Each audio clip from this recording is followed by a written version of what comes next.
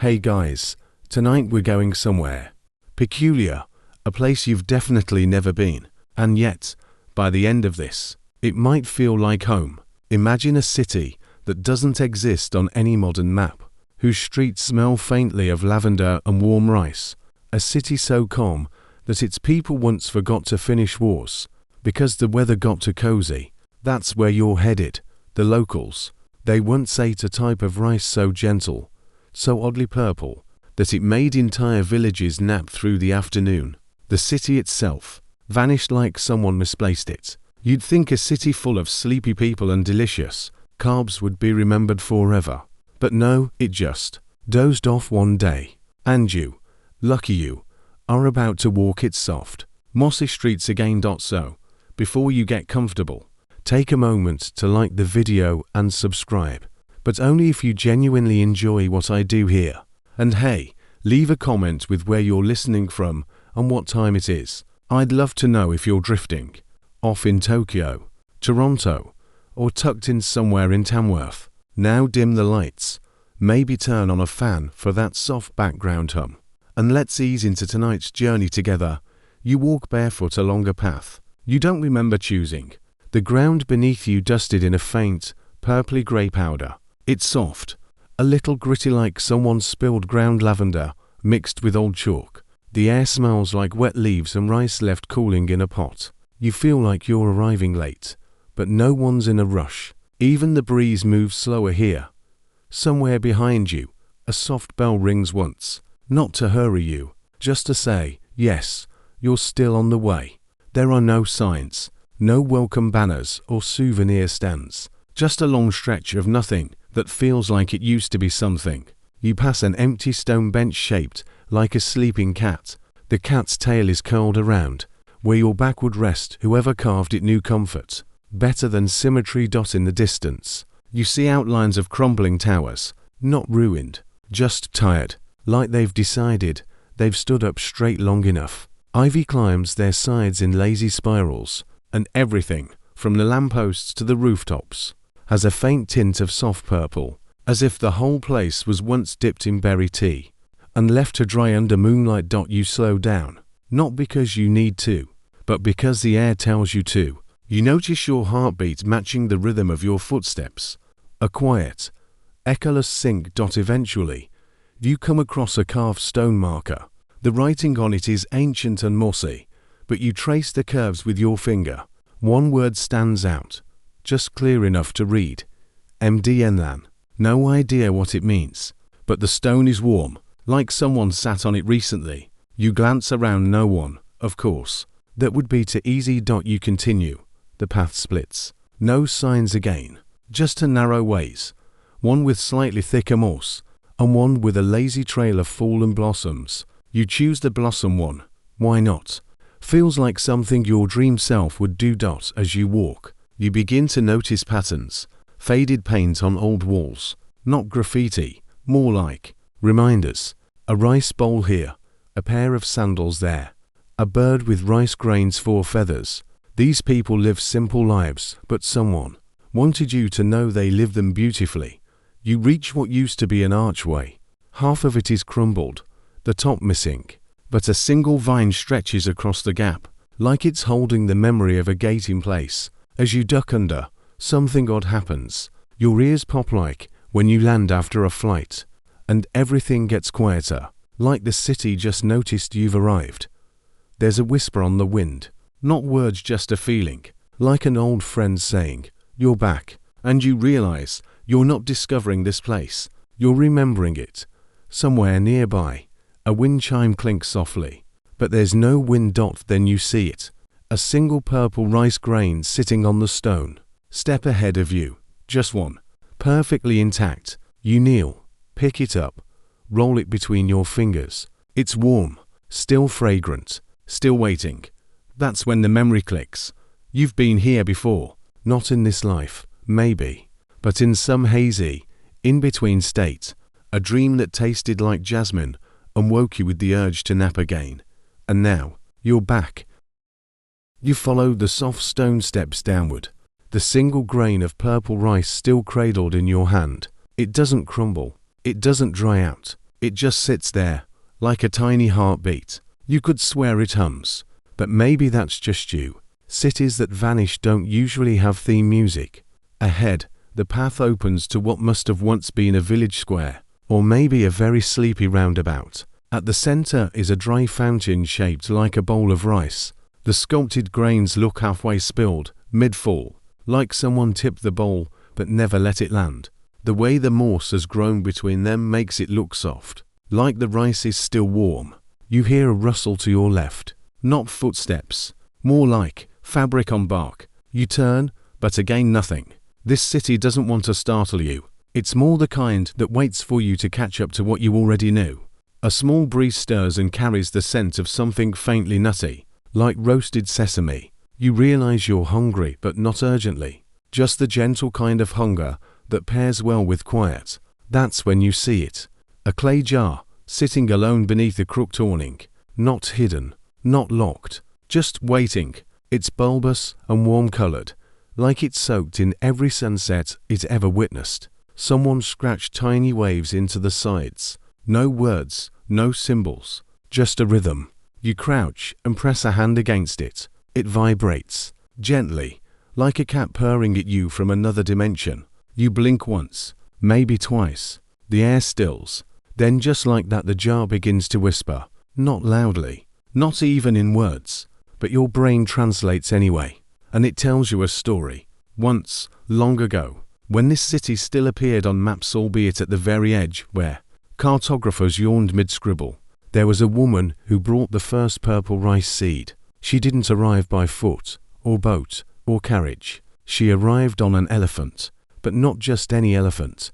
This one wore a cloak. You picture it, a huge, sleepy-eyed creature draped in lavender fabric, embroidered with tiny gold moons. It walked slowly, so slowly, that a vine grew up one of its legs during the journey. No one removed it. The vine and elephant became friends, possibly business partners. The woman was equally strange. She had no shoes, not because she lacked them, but because she wanted to feel every texture of the land. Sand, mud, moss, temple tile. Her name, not recorded. But the jar says it sounded like Muna. Muna didn't speak often, but when she did, she told stories backwards. She once explained gravity by describing how the sky is terribly clingy. People didn't mind. They found her calm. Children would fall asleep just listening to her prepare tea. She brought the rice as a gift, wrapped in a folded leaf. It was purple because of where it grew on a hill that only got sunset light. It had to be sung to while planting. The seeds refused to sprout without lullabies. The city accepted it with mild curiosity. They already had rice. Why this one? Why purple? Muna just smiled. She planted a handful behind the bell tower, watered it with rain she'd collected in a seashell, and waited. 7 days later, the rice sprouted fat, fragrant, soft even while raw. She cooked it for the city on the 8th night. Just a single pot. They all fell asleep. Before finishing their bowls. From that night on, things slowed down. The market began opening after lunch instead of at sunrise. Council meetings were moved to twilight.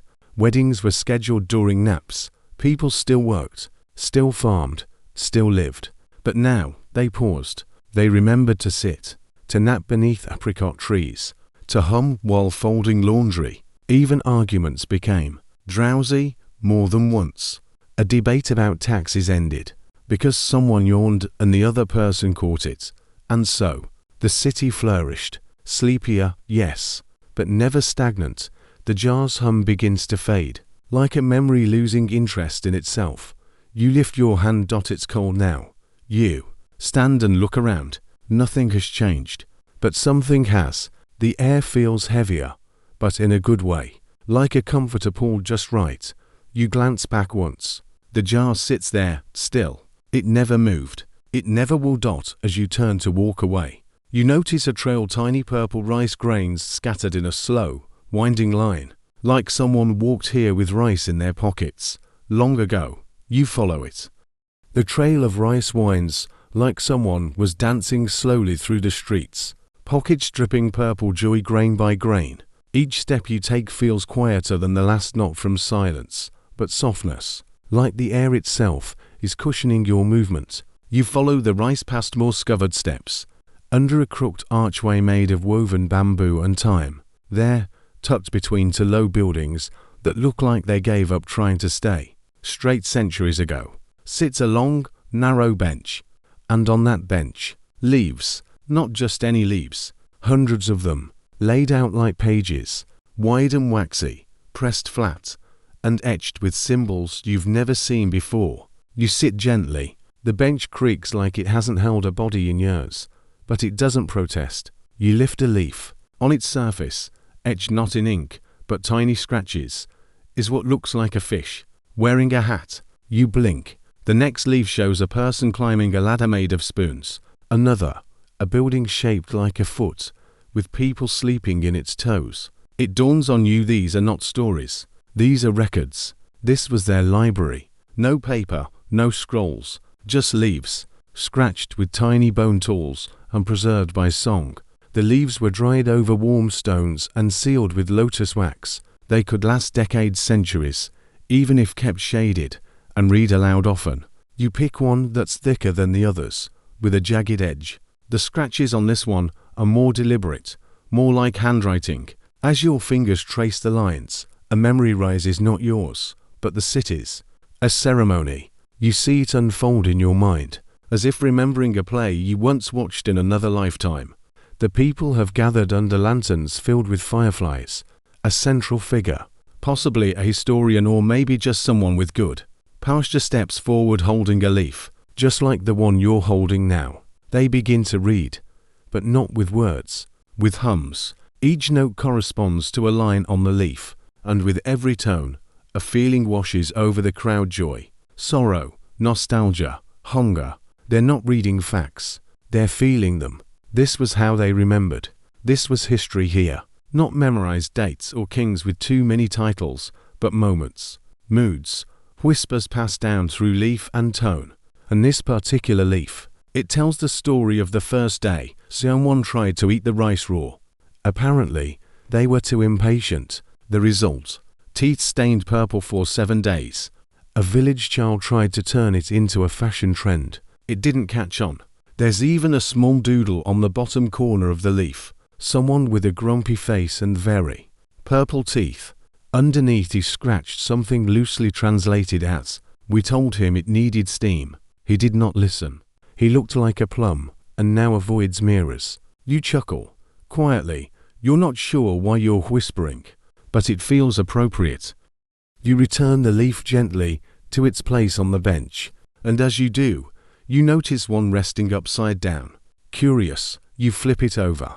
No symbols, just one single word: yawn, as if the leaf itself knows its purpose. Suddenly, the wind shifts, lightly, as if someone opened a window in the sky. The leaves rustle in a way that almost sounds like pages turning. You sit a moment longer, watching them flutter, like the city stretching in its sleep. And then off to the side you hear it. A splash, faint, not sharp, like someone dropped a pebble into a bowl of tea. You rise, following the sound past a thicket of bamboo, as thin as your pinky. They rattle in the breeze like dice made of sighs. Beyond them is a round basin, carved from stone and filled with still water. Sitting above it is a small wooden sign. The lettering has faded, but one part remains. Speak a memory, drink a dream.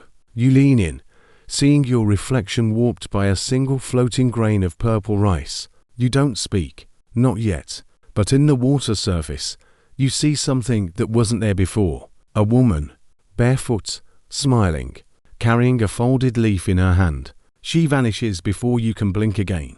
And somewhere behind you, one leaf flutters off the bench and drifts to the ground, landing image side up. The fish in the hat winks. You leave the basin quietly, careful not to disturb the water.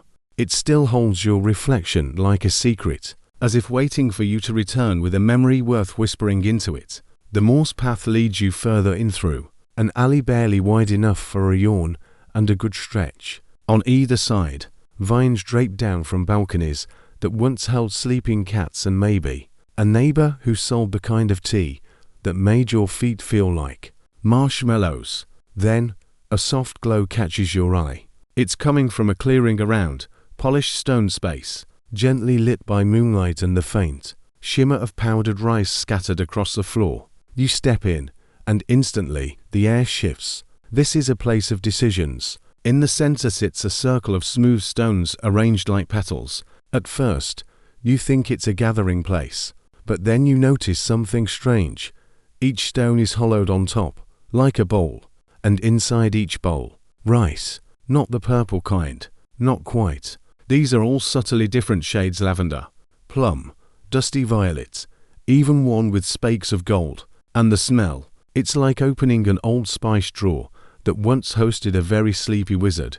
You sit at the edge of the circle, letting the peace settle over you like a well-washed quilt. Then, footsteps. You freeze, not out of fear, just surprise. Movement in this city is rare, sacred.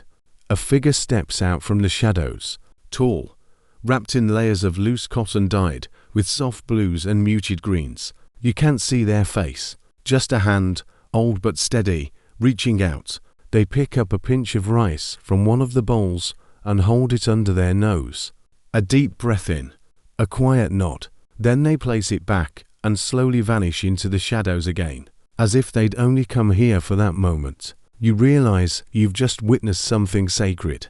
This is how decisions were made here, not by debate, not by shouting, but by scent. Each bowl represented a question, or a mood, or maybe a memory, and by smelling, they would find the one that resonated most, and that's how choices were made. Not with logic, with feeling. You reach toward a bowl yourself, the one with golden spakes. You hesitate, but curiosity always wins in dreams. You inhale. The scent hits you like a slow wave: jasmine, wet stone, a memory of climbing a hill after rain. Suddenly, you remember something you've never experienced standing at the edge of this city, unsure whether to enter. A single petal in your hand, wondering what kind of story might be waiting inside. Your eyes open. You're still kneeling at the bowl. Somewhere above, a small bell chimes, but there's no wind. You sit back, feeling your heartbeat slow again. Then you notice something. On the stone just beside you, carved into the curve of the bowl, is a sentence in that familiar scratch leaf style. When you don't know the answer, ask your nose. You smile. They had a sense of humor, these people. Or maybe they were just really into aromatherapy before it was trendy. You stand and bow slightly, unsure why, but it feels right. As you exit the circle, the light dims just a little, not in a creepy way, more like the city is gently closing its eyes again. A breeze follows you, soft and scented with plum and pine. It carries the memory of the rice bowls, the council, the silence between footsteps. As you walk, you pass a series of small doorways, each shaped differently. One round, one square, one like an upside-down heart. No two alike, no signs, just shapes. And then, carved into the wall in tiny print, almost as if written for dreams rather than eyes, are the words: every path leads to pause, every pause leads to peace. You pause, and let the peace in. The alley gives way to a gently sloping path lined with strange, crooked posts, each topped with what looks like a tiny flag. But closer inspection reveals napkins, not decorative ones, used ones, not dirty, but rumpled and soft, like someone had carefully folded them after wiping the corners of their mouth. You follow the line of napkin posts until the scent hits you. Something warm, earthy, a little sweet. A market, not bustling, not noisy, just present. You turn the corner and step into what can only be called a night market, though no one seems to be shopping. The stalls are abandoned, but still lovingly arranged jars of preserved lotus, clay pots of something labeled in a soft script, baskets full of dried lavender stems tied with purple string. But it's the food that draws you in. At the first stall, laid out on a woven mat, are clusters of what look like grapes, except they're made of tiny rice grains clumped together, then wrapped in delicate shiso leaves. A handwritten tag says, "Chew very slowly. Your dreams will thank you." The next stall offers blocks of a pale cream-colored substance. You pick one up. It's cold, dense, and smells faintly like almond and fog. A nearby note reads, "Face bomb, made from moonroot and sleepy milk." You don't ask. You just gently put it back and nod like you understand. A breeze carries a trail of laughter, not current, but old, as if someone once laughed here, and the echo hung around out of politeness. You follow it toward a stall that's shorter than the others, built more like a cart. The roof is curved like a mushroom cap, and underneath sits a tiny chair, far too small for any adult. On the table is a closed wooden box. Curiosity leans you forward. You open it. Inside, a spoon. One spoon, simple, carved, and tucked into a bed of dried rice husks. A label inside the lid says, "For when one bite is enough." You close the box slowly. You get the sense that some people in this city once lived very long lives, because they never rushed to do anything twice. Further in, you notice something you hadn't seen before. A tall stand made entirely of bundled rice stalks, tied tightly together with deep green cord. Hanging from the top are dozens of paper slips, fluttering quietly, their wishes. Some are drawn in pictures of fish with wings, a pillow made of clouds. Others are written, "More dreams, less noise. Let my knees stop cracking every time I sit. To remember the taste of rain." You take a blank slip from a small clay bowl and, without overthinking, write, "To return." Even if just once more, you tie it gently, and the wind accepts it like a friend. Then, at the far end of the market, you spot something unusual: a tall pole with strips of cloth tied around it, fluttering like sleepy prayer flags. Beneath the pole is a strange little box that hums softly. You kneel. The box is filled with tiny rolled scrolls made of leaf paper. You take one and roll it. It reads, "Midnight is when the city listens best." You check the sky. You have no idea what time it is, but it feels like the right kind of now. As you rise, you feel the urge to whisper thank you. You don't know to whom. Maybe the rice, maybe the quiet, maybe yourself. One last store waits at the very edge of the square. Inside is a single jar labeled "Yesterday's Breeze." You lift the lid and breathe it in. It smells like lavender, warm stone, a little regret, and something that might have been laughter if it had lasted just a second longer. You leave the market not with full hands, but a full calm. No one sold you anything. No one tried. But somehow, you received everything you needed. Behind you, the soft hum of nothing begins again. And ahead, a narrow gate opens into the next chapter. The narrow gate. Ahead is barely a gate at all, more like to shy walls that happen to leave just enough space for you to pass through sideways. As you squeeze past, a branch brushes your shoulder, and a single blossom falls onto your shirt. It smells like tea and quiet promises. The space beyond is dim, lit only by the soft glow of mushrooms growing along the ground and the flicker of fireflies doing a lazy waltz overhead. There's a small structure here, square, old, made of stone and silence. Its doorway is arched and inviting, the kind that doesn't expect you to knock. Inside is someone, or something. You step in, and there he is, the gatekeeper, sitting cross-legged in the center of the room, surrounded by rice sacks piled like sleeping dogs. He wears a wide-brimmed straw hat pulled low, a tunic of faded indigo, and curiously one sock, just one. He doesn't look up. "Back again?" he asks, though this is clearly your first time. You nod anyway. "Didn't think you'd remember the way," he says, reaching into a nearby jar and pulling out a handful of rice, which he then tosses casually onto the floor. The grains scatter with tiny clicks. Some bounce once, then lie still. Others don't land at all. They vanish in midair, like they were never real to begin with. You sit across from him. He finally looks up. His eyes are clouded, but not unkind. He tilts his head. "You smell like the market," he murmurs. "That's good. Most people skip it, think it's just for tourists. But nothing important ever happens in a hurry." You nod again. It seems like the kind of place where nodding is better than speaking. He leans forward slightly. "You're wondering why the city's never awake in the morning. You weren't, but now you are." He gestures around him. "This is why. This room." You glance around. It's quiet, peaceful, full of rice. He leans back. "Every night, Someone has to keep the gates closed until the sun agrees to rise gently. Otherwise, morning shows up all sharp and loud. No one likes that. You raise an eyebrow.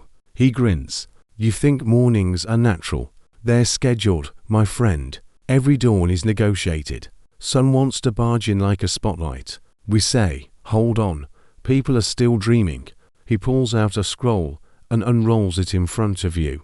It's covered in tiny symbols that look like rice grains arranged into constellations. These are the sleep agreements, he says proudly, signed by the wind, the sun, and 3 birds with excellent taste in lighting. You try not to smile. He continues, as the gatekeeper, my job is to maintain balance. I talk to the moon. I bribe the rooster. I fluff the clouds. I make sure the city gets the rest it needs. You glance at a corner of the room. There's a kettle gently steaming over a low flame, a cup already poured beside it. You point. He nods. For you. You take the cup and sip. It tastes like rice, yes, but also like thyme, lemongrass, and something else. Something like fog. Your shoulders relax before you've even swallowed. You see, he says, we don't stop time here. We just slow it down until it purrs. A pause settles between you. Not uncomfortable, just warm. After a while, he gathers some of the scattered rice grains from the floor and places them into a small pouch, which he ties with a thread of gold. He hands it to you. For the road. You take it. He nods. Don't open it until you forget why you came. You rise. He leans back against a bag of rice and closes his eyes. I'll be here, holding the gates, until the next nap arrives. You step outside again. The mushrooms dim slightly to light your way, and somewhere in the trees above, a bird sings the quietest song ever not quite heard. The path from the gatekeeper's hut curves gently, like a thought not yet finished. You carry the pouch he gave you. Its weight barely noticeable, but oddly grounding. The air here is denser, not heavy, but full, like walking through a story being whispered. The trail opens up into a courtyard, and there, sitting on a tall stone pedestal like it owns the whole world, is a cat, a calico cat. It stares at you with the calm authority of someone who's read every book in a 1,000-room library and decided most of them were fine. The cat blinks once, then hops down, and walks away, but not aimlessly, with purpose. You follow, obviously, because when a cat in a forgotten city leads you somewhere, you go. The cat trots confidently down a spiral staircase carved into the ground, its steps worn smooth by what must be centuries of quiet comings and goings. Each step you take echoes faintly, as if the city itself is humming along. At the bottom, a door. Well, more of a hatch, square, old, and covered in little scratches. The cat meows once. You open it. Inside, a library. No shelves, just rows and rows of rice bins, each labeled in a looping script. Memories of rain, unfinished songs, footsteps of visitors, recipes for feeling safe. The air smells like dust and vanilla, and a hint of citrus. The cat leaps onto a ledge and curls up, as if to say, go ahead, I'm just here for ambience. You kneel beside one of the bins and open it. Inside, books, tiny ones, made of rice paper, bound with threads of indigo and copper. You pick one up. It's titled, Things You Thought You'd Forgotten. You flip it open. The pages are blank, but as you turn them, images begin to appear soft, sketchy, fading in and out like dreams. A hallway from your childhood. The smell of your grandmother's scarf. That one time you watched rain puddle beneath your school shoes and didn't mind being wet. You don't remember falling asleep, but you wake up still kneeling, the book in your lap, the cat now sitting on your shoulder, like it's always belonged there. You put the book back. The cat jumps down. You follow again, deeper into the archive. At one corner, a strange sight, an entire section labeled Banned Thoughts. You hesitate, but curiosity nudges. Inside this bin are odd-shaped scrolls. Some are rolled tightly, others folded into triangles. You choose one and unravel it. It reads, What if the stars are just holes poked in the ceiling by someone who wants to peek at us sleeping? You smile and place it back. Then, near the far wall. You see something different, a cabinet carved from dark wood, locked with a loop of twisted reed. The cat hops onto it and presses its paw against a tiny indentation. The cabinet clicks open.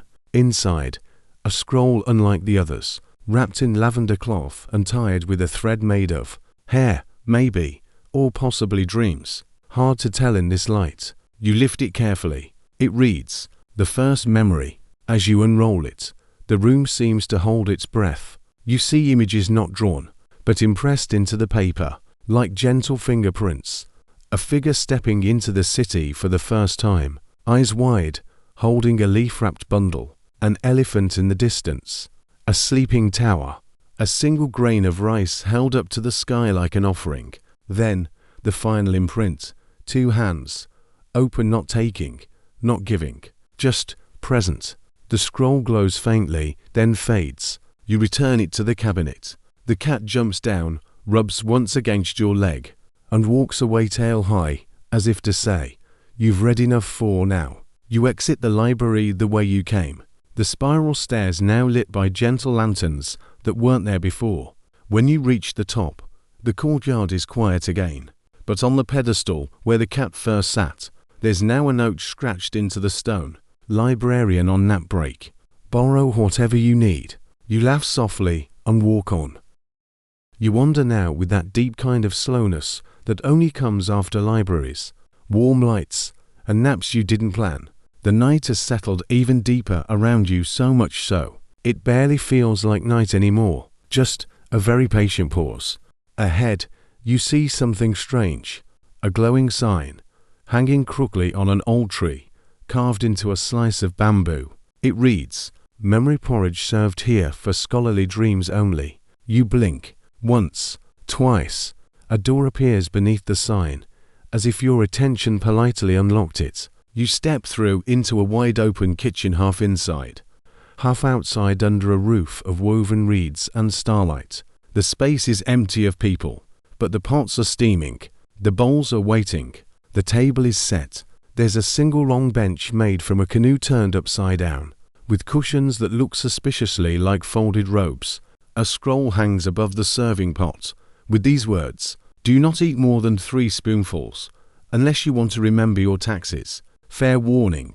You ladle a spoonful into a shallow bowl. The porridge is a soft lavender grey, like melted clouds. You take a bite, and instantly, a memory not yours blooms behind your eyes. You're sitting under a plum tree, cross-legged, your nose buried in a scroll. You're a young student in this very city, long ago. You've been up 4 days studying for the 7 nap examination, a test so difficult, it's broken into parts by scheduled sleep. Your friend beside you eats their porridge in silence. No cramming, just calm.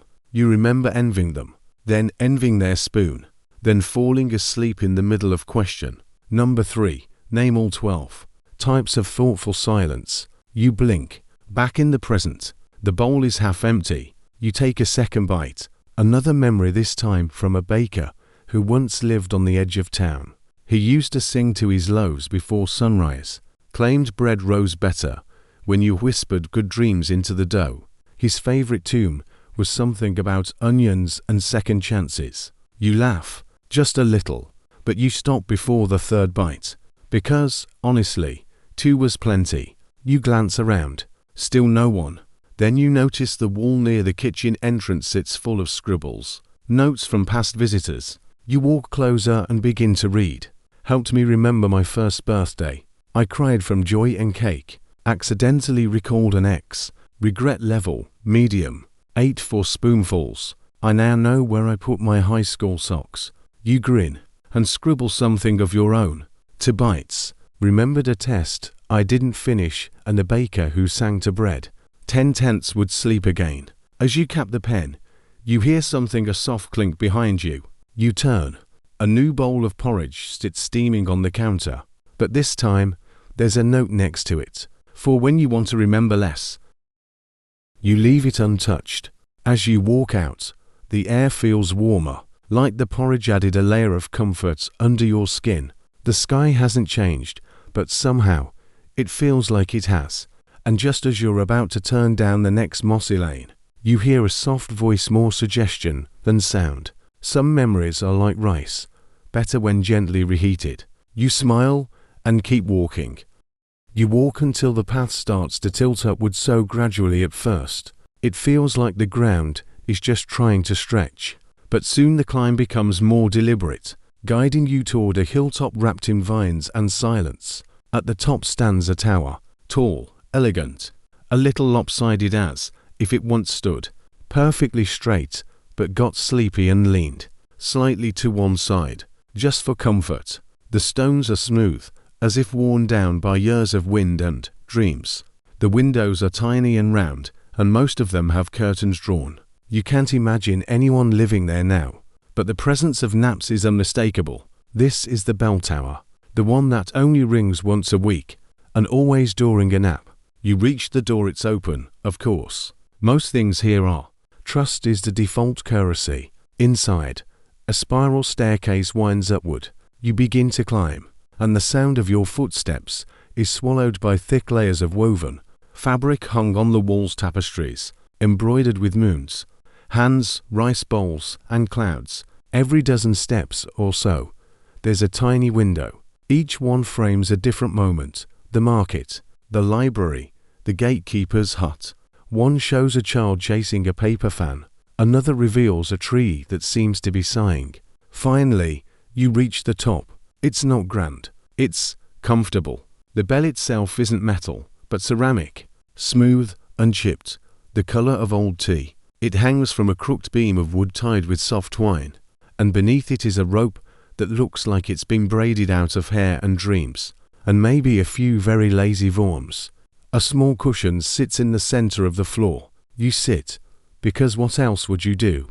Then you notice a note carved into the floorboards, barely legible in the dim light. Ring only if you have something worth dreaming about. You don't reach for the rope. Instead, you look out the window. From here, the entire city spreads below. Sleepy animal, its mossy streets, crooked rooftops, and warm glowing windows breathing in unison. It doesn't pulse. It drifts. You notice a small garden tucked between two rooftops. A single person kneels there, planting what looks like purple rice by hand. You can't see their face, but their rhythm is steady, like a heartbeat with good manners. Somewhere down below, a soft laugh carries on the breeze.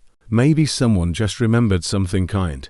As you sit there, the wind shifts, and the bell rings. Once, not loudly, not jarringly, just enough. It's not a call to action. It's not a signal. It's an exhale, a reminder that the world is still spinning, even when no one's rushing it along.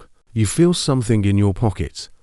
The pouch you'd almost forgotten. You open it slowly. Inside, 3 grains of rice, each one a slightly different hue. You place them in your palm, hold them up to the light. They shimmer faintly, not magical, just content. Then you hear it, a whisper, not from inside the room, but from the wind curling through the window. Nap now. You've climbed enough for today. You smile. You lie back on the cushion.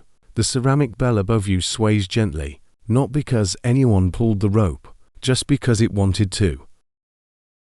You're not sure how long you rested. There was no sunbeam to mark the time, no ticking clock, just the subtle sense that your body had reset. When you open your eyes, the cushion beneath you feels warmer, not hot, just the temperature of a memory held too long.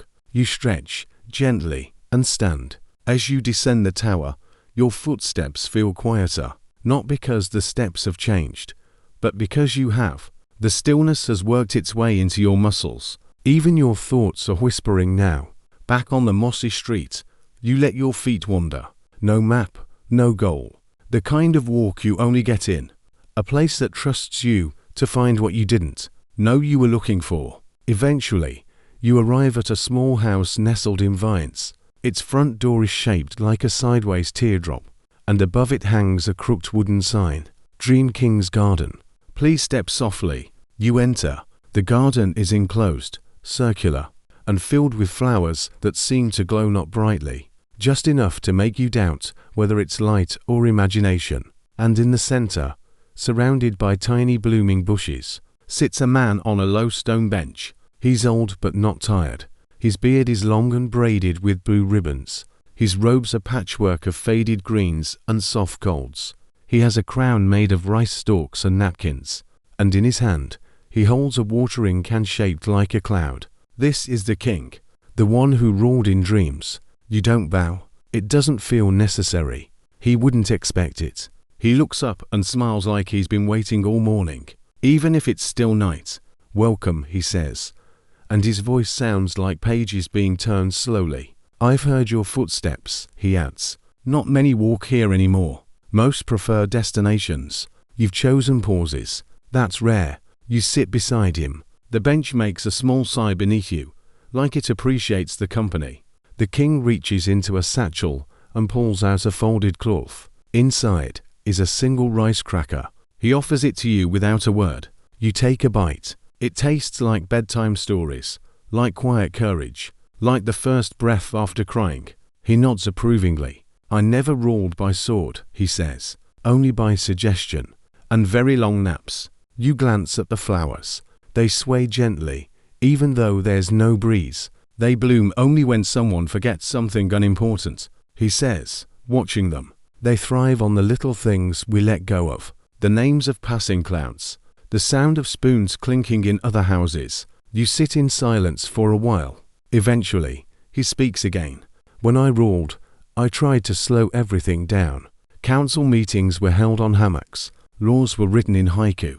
Justice was based on how many naps you owed your neighbor. You chuckle softly. He continues, one time, a thief stole a loaf of bread and left behind a poem. We let him go.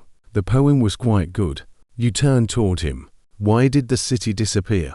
He leans back. Oh, it didn't, he says. We just stopped needing the world to notice us. Most cities shout to be remembered. We whispered. He picks up the watering can and sprinkles a few drops onto a sleeping flower. The petals twitch once, then curl tighter. We didn't vanish, he adds. We simply rested too well. You ask him why the rice is purple. He grins.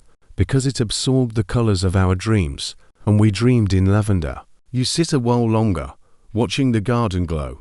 Before you leave, he gives you something smaller, folded note, handwritten in tight, curling script. Don't read it yet, he says. Not until you've forgotten it's in your pocket. You nod. As you step out of the garden, the vines gently shift to let you pass. And behind you, the king begins to hum a lullaby that sounds like leaves falling upward. The lullaby lingers behind you, soft as the feeling of remembering a dream while brushing your teeth. It doesn't follow you.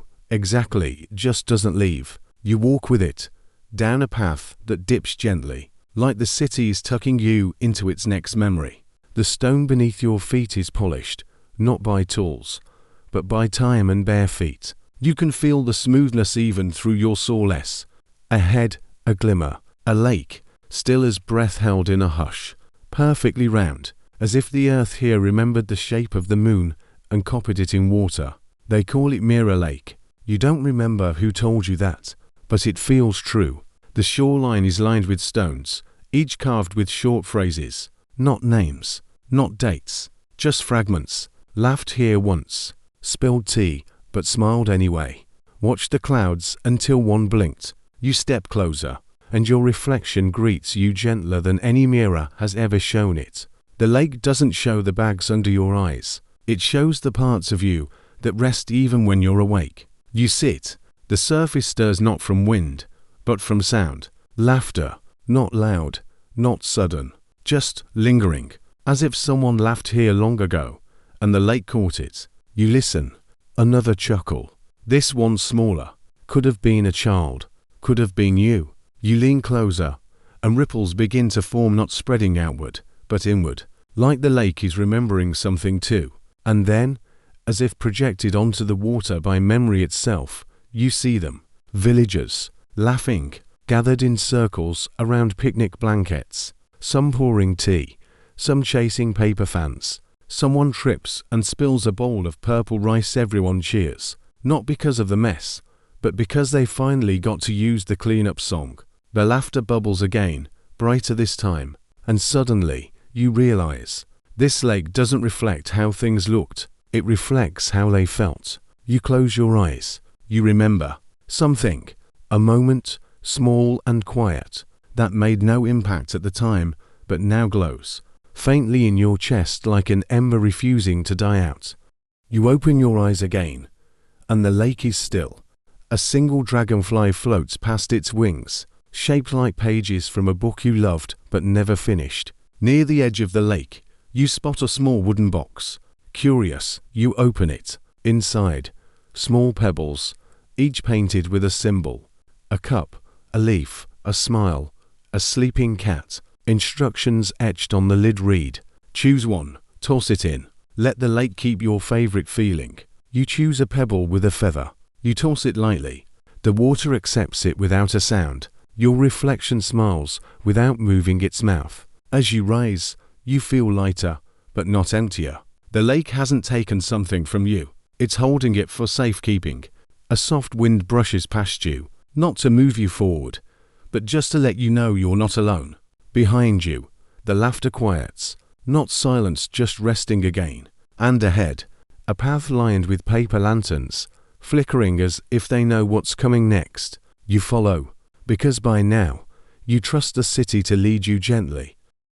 The paper lanterns guide your steps now, each one flickering with a light that doesn't come from fire. It glows like memory, soft, warm, and just uncertain enough to keep you paying attention.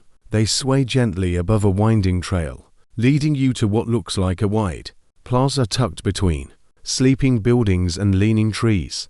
The stone floor is dimpled in places, worn smooth in others, as though thousands of footsteps once danced here carefully, joyfully, barefoot. You've arrived at the festival grounds, or more specifically, the Foot Mixed Rice Festival.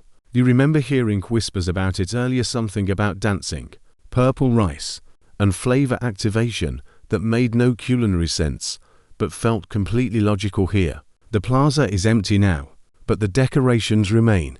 Garlands made of dried rice stalks, strings of bells that never ring unless someone's humming, and pots of dyed rice stacked neatly at the edges. In the center, a shallow circular pit filled with rice, deep purple, glossy, soft-looking. You're not sure if it's cooked, magical, or just incredibly well preserved. You step closer. A small sign sits nearby. The handwriting is joyful, almost bouncing. Welcome to the annual Foot Mixed Rice Festival. Step in, swirl gently. The rice remembers your joy. You pause. There's a basket of towels nearby, and another of slippers, none matching. One pair has tiny bells, another is fuzzy like it was once a stuffed animal. But you ignore the slippers. You step in barefoot. The rice is warm, soft, not squishy, but cushiony, like standing in a bowl of clouds seasoned with nostalgia. You move slowly at first, then in slow circles. The grains shift under your feet like a massage wrapped in laughter. You're not stomping, you're stirring. The rhythm finds you. Your feet begin to follow a pattern they seem to remember from a dream left. Swirl, pause, right, stretch, smile. And as you move, the air changes. There's music now, but not from instruments. It's the sound of footsteps, hundreds of them, layered like a chorus, some fast and light, some slow and heavy. A collective rhythm from dancers long gone, echoing through the rice that held their steps. You hear laughter, not loud, not intrusive, just remembering. And suddenly, around the edge of the pit, they appear, not people, exactly. More like memories of people, silhouettes made of candlelight and rice dust, twirling, stomping, giggling, waving to you like they've been waiting for you to show up for years, decades. You dance with them, for a moment, or maybe longer. Time forgets how to count. And when you stop, you're alone again. But not really. You step out of the rice. Your feet are tinted faintly lavender.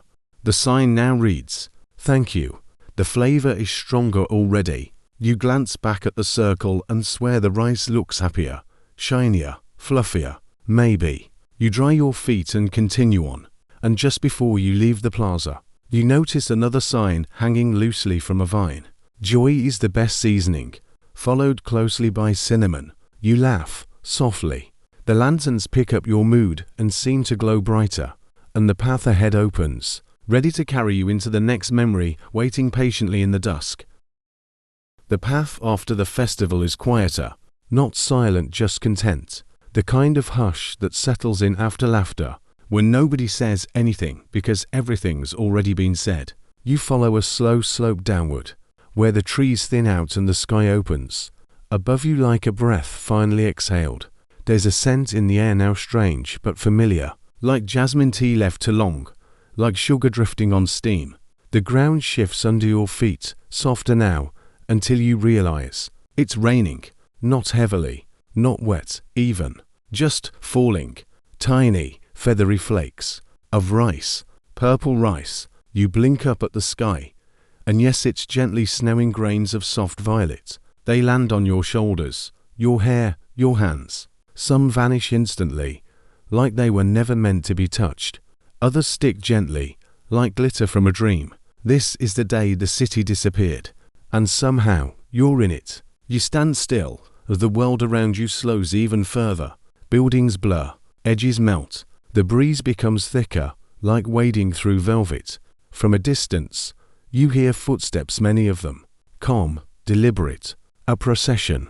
You turn toward the sound and see a long line of villagers walking slowly through the falling rice. They're dressed in robes the color of evening. Each holds something different: a folded quilt, a scroll, a bowl, a pillow, a cat that looks deeply unimpressed. No one speaks, but no one looks sad either. They aren't leaving, they're pausing. The procession winds toward a tall gate, a gate that wasn't there before. It's made of woven rice stalks and bells that don't chime. When the first person steps through, they fade slightly, not disappear, just soften, like fog accepting a footstep. More follow.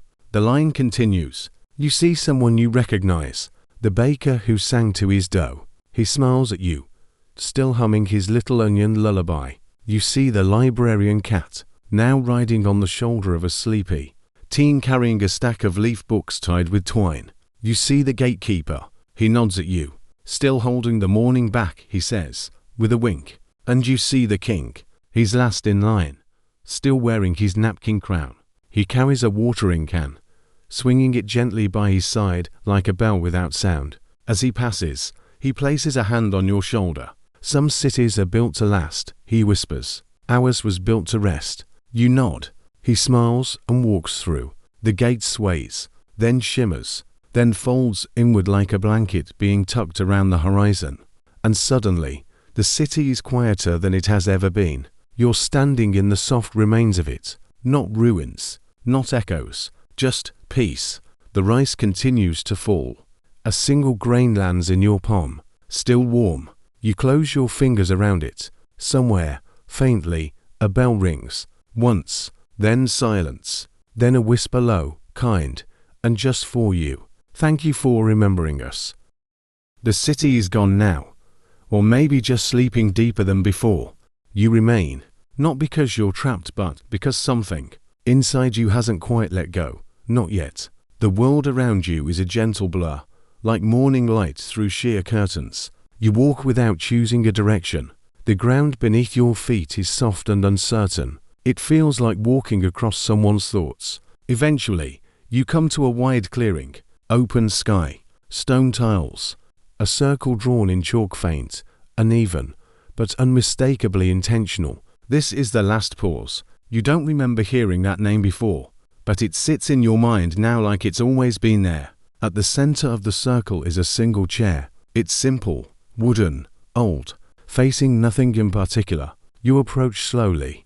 There's a folded blanket resting on the seat, and a note tucked underneath, barely held in place by a polished pebble. You unfold it. The writing is shaky, but clear. If you're here, you've remembered too much. Please sit, and forget just enough. You hesitate only a moment before lowering yourself into the chair. It creaks, it sighs, and it holds you. The blanket is soft lavender scented, worn thin by kindness. You pull it around your shoulders. The wind still carries the occasional rice grain, but they fall slower now, more like goodbyes than snow. Then you notice something in the stone beneath your feet. Carvings, a spiral of them, circling out from your chair. Each is a name, not people. feelings, contentment, mild regret that turns funny later, the feeling of finishing laundry while it's still warm. Trust that doesn't need proof. You read them slowly, turning one foot at a time in not physically, but emotionally. As you follow it inward, you feel each word land softly in your chest. They don't ask for anything. They're just here, being themselves. The calm after the right decision, missing someone gently, knowing a storm passed without you noticing, the weight of a cat on your lap, choosing to stay. By the time you reach the center, your breathing has synced with the stillness, not a forced calm, but a natural one, the kind that finds you after a long sigh. You return to the chair, and this time, you don't read. You just sit. Above you, the sky is a shade of grey that only exists between thoughts. No stars, no sun, just a color the city made up to help people nap. Then a rustle. A figure approaches. It's the woman, the barefoot one, the one who brought the first purple rice. Muna. She sits across from you, cross-legged on the stone. She doesn't speak. She just smiles like a page being turned. You hold up the rice grain still in your hand. She nods. You offer it to her. She shakes her head gently, then gestures for you to eat it. You hesitate, then place it on your tongue. It melts, not like sugar, like memory. And with it comes a wave, not a vision, not a revelation, just understanding. The city didn't disappear because it was forgotten. It disappeared because it fulfilled its purpose. It made people pause. It reminded them to feel, to listen, to sit in chairs and not fill the silence, to stir rice with their feet and dance like no one was writing it down. And now that you've carried its story this far, it can rest even deeper. Muna rises. She walks away barefoot, each step lifting a single rice grain into the air behind her. You sit, you let the quiet fill you, and as the sky deepens into a warm kind of nothing, a door opens in the air. You don't rush to step through. You just smile back at the city that no longer needs to be seen to exist. And when you finally stand, the chair stays behind, still warm, still waiting. You step through the door in the air. There's no click, no flash, no shift in gravity, just a gentle crossing, like stepping from one blanket onto another. On the other side, it's quiet, softer than silence, not empty, but full of things that don't need names, like the feeling of a breeze in a closed room, or the sense that you're being remembered by someone you haven't seen in years. This place doesn't look like the city. No buildings, no paths, just soft ground underfoot, and a slow fog rolling like a blanket being unfolded across the world. You walk, not because you must, just because the fog invites you to. It wraps around your ankles, cool and familiar, the way water does when you sit too close to the shore. Each step feels like a sentence finishing itself. Then, ahead, shapes. They rise gradually, small towers, half-formed doorways, and something like a tree that breathes, all made of fog and memory. Not solid, not fleeting, just present. You realize something.